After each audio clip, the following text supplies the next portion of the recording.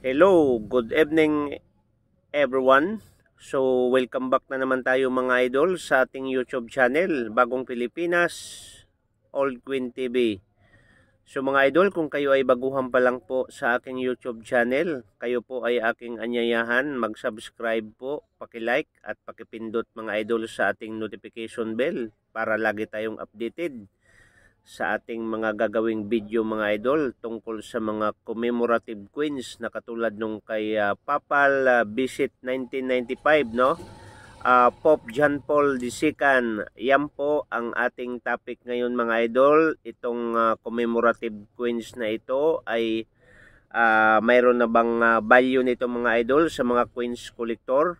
Pero bago ang lahat, kayo ay aking papasalamatan sa lahat ng mga taga-subaybay sa aking YouTube channel, Bagong Pilipinas, Old Queen TV. So, thank you so much mga idol sa pagsubaybay at maraming salamat at sa lahat ng mga queens collector. Okay mga idol, shout out sa inyong lahat at sana po kung kayo ay mga Catholic, no? So, suportahan natin mga idol ang commemorative queens ni Pope John Paul II, no? Para mayroon tayong blessing, no? Okay, so ang title mga idol sa bariyang ito ay nung 10th World Youth Day, no? Manila, Philippines, nung pagpunta niya dito mga idol nung 10 to 15 January 1995 po. So, yan po ang title po sa kanyang commemorative queens. Pope John Paul Commemorative Queens World Youth Day 1995, no? Mahal na po ito mga idol. Alam ko mayroong nakapag-ipon ng ganito. So, wag nating ilagay kung saan-saan mga idol. Itabi nyo lang ang mga bariyang ito dahil tumatagal po ay hinahanap po ito ng around the world na mga queens collector, no? Lalong-lalo na sa mga baguhan po. So, i-like lang natin mga idol at suportahan natin ang bariyang sarili natin. Lalong-lalo na mga idol ay itong bariyang ito ay si Pope John Paul ang nakalagay, ano? So, blessing po sa atin, no? Sa lahat ng mag-like, no? Sana po pagpalain tayo ng ating Panginoong may kapal, no, na bigyan tayo ng blessing, no. Isang like lang at subscribe ang ating hinihiling, no.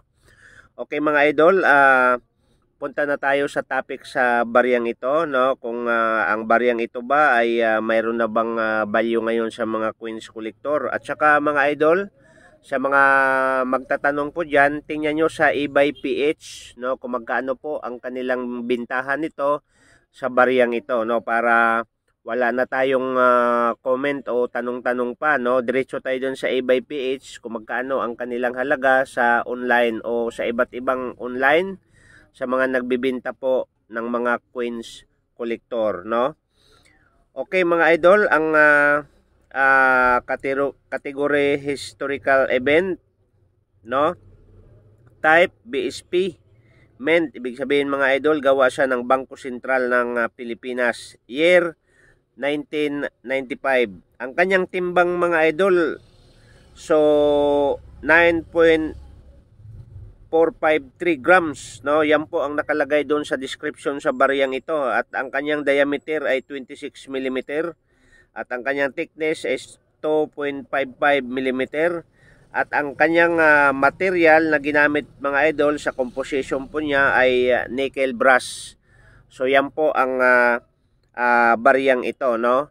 So, ang tanong mga idol, magkano ba ang bintahan sa online nito, lalong-lalo na sa eBay o sa iba-ibang online po sa mga bumibili ng mga ganitong uri ng queens, ano?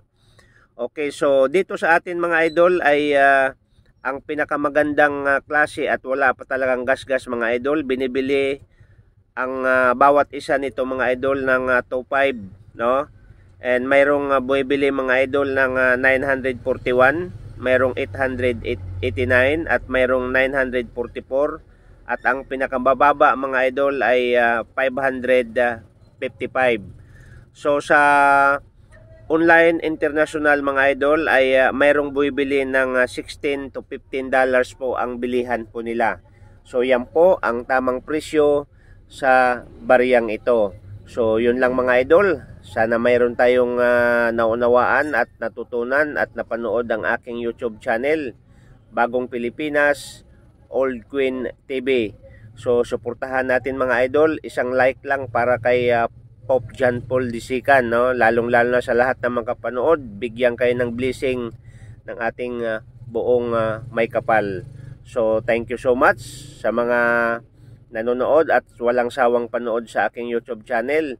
Maraming salamat sa inyong lahat and welcome. God bless you po sa inyong lahat.